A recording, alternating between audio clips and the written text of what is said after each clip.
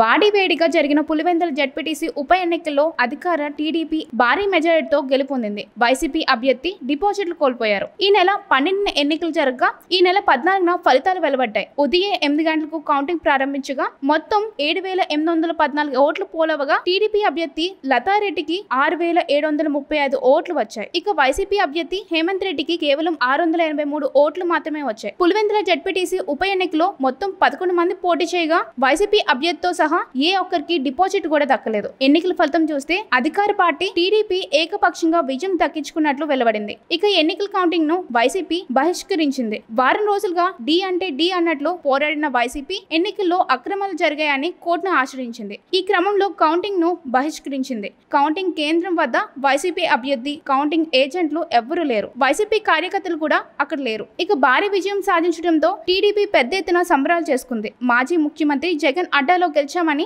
Pulivendula YCP అడ్డా కాదని నిరూపించామని TDP నేతలు చెప్తున్నారు. అయితే ఎన్నికల ఫలితాన్ని ఇంకా అధికారికంగా వెల్లడించలేదు. మరోవైపు మంత్రులు సవిత, రాంప్రసాద్ రెడ్డి, ఎమ్మెల్యే ఆదినారాయణ రెడ్డి, బీటెక్ రవితో పాటు పలువురు టీడీపీ నేతలు కడప కలెక్టరేట్ వద్ద సంబరాలు చేసుకుంటున్నారు.